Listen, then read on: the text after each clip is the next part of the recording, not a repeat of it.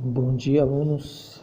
Eu vou fazer aqui um vídeo para explicar alguns conceitos importantes antes de falar de números complexos, né, gente?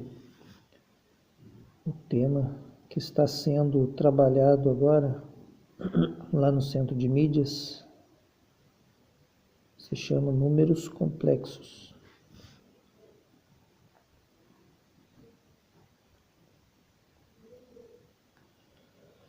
Porém, antes de cair nos números complexos, né, existem algumas coisas fundamentais que no meu entendimento vocês têm que saber.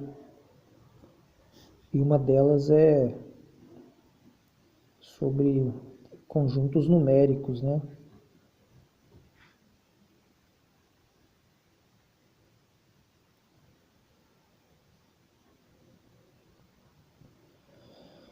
Os números complexos, na verdade, são um novo conjunto numérico. Não sei se você lembra, mas existem os conjuntos dos números naturais, né? Que é aqueles números utilizados na contagem, né?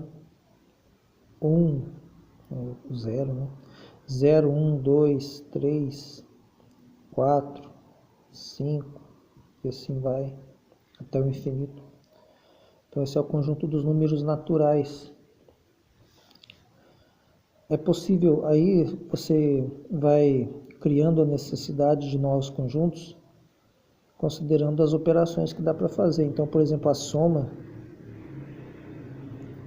dá para você fazer soma dentro desse conjunto e vai gerar um resultado que também está dentro do conjunto. Por exemplo, se eu fizer 2 mais 2, dá 4. 4, ele pertence aos números ao conjunto dos números naturais. Se eu fizer 0 mais 3, né, também vai dar um resultado que está dentro dos naturais. Então, a soma dá para você fazer. Já a subtração já não dá, quer ver, ó, para alguns casos. Se eu fizer 5 menos 2, estou pegando um número natural e tirando outro número natural, ele vai dar 3, e o 3 é um número natural. Só que quando eu faço, por exemplo, ao contrário disso, 2 menos 5, que daria menos 3, não existe menos 3 aqui. Então, por isso, se criou outro conjunto de números que é chamado de conjunto de números inteiros, né? Representado pela letra Z, que ele vai englobar agora a parte negativa, né? Ele vai ser o conjunto dos números naturais mais a parte negativa. Então, o conjunto dos números inteiros é assim, né? Ele vem de menos infinito até o zero e vai para o mais infinito. Agora dá para fazer subtração e soma, quer ver, ó? Se eu fizer o 2 mais 2 lá, o 2 mais 4 aqui, acabei escrevendo, 2 mais 4, 6, o 6 está aqui dentro, né? 1, 2, 3, 4, 5, 6. Se eu fizer o 0 mais 3 aqui, também dá certo. Se eu fizer a conta de menos aqui, também vai dar o número dos inteiros. E se eu fizer ela para dar o valor negativo, né? 2 menos 5, dando menos 3, o menos 3 pertence aos inteiros. Então, com o conjunto dos números inteiros, dá para fazer a soma e a subtração, que vai dar resultado que está dentro dos inteiros. Dá para fazer a multiplicação, vamos pensar na multiplicação.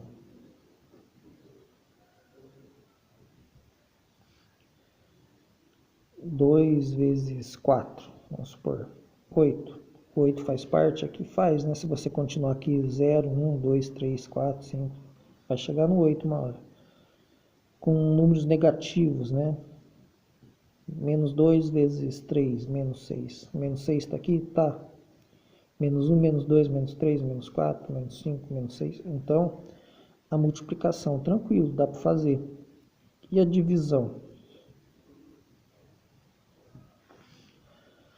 Alguns casos dá, outros não. Então, por exemplo, se eu fizer 8 por 2 dá 4. O 4 está aqui? Tá, seria o próximo, né? Mas se eu pegar, por exemplo, 5 por 2, né? Isso dá 2,5, dá um número quebrado com vírgula. E aqui não tem números quebrados, né? Então, graças a isso, foi necessário criar um novo conjunto de números, que são os números racionais, né? Representado pela letra Q. Os números racionais são definidos assim.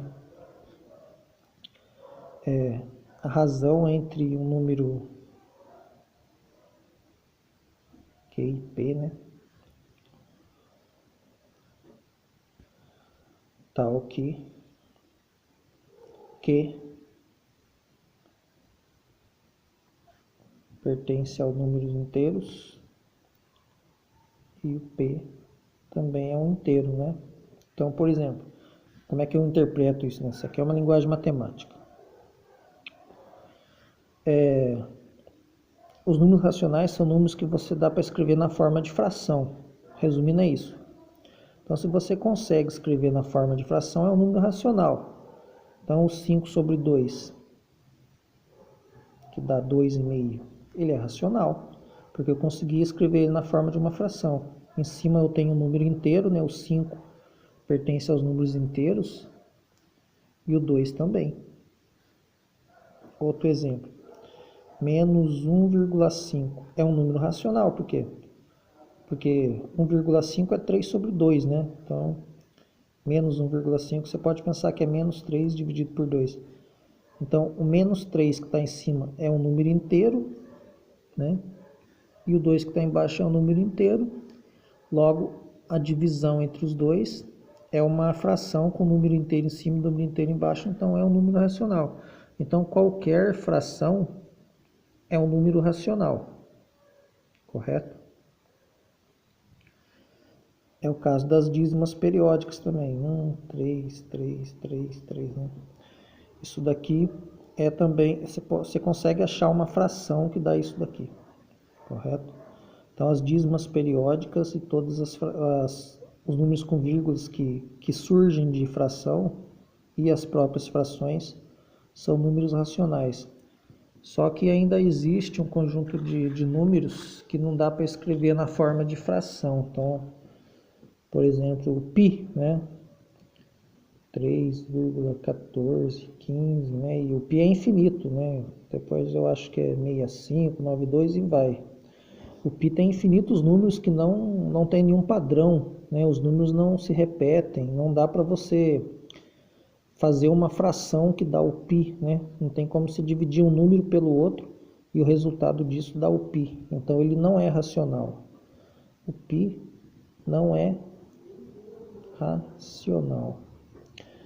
Outros números como raiz de 2, por exemplo, 1,41, 42 e vai, né? Eu não lembro com tantas casas assim, mas fica repetindo ou não, fica surgindo números que não se repetem e não tem nenhum padrão e não dá para você achar o valor da raiz de 2 dividindo um número pelo outro, né? Não dá para achar uma fração que dá a raiz de 2, então a raiz de 2 também não é racional.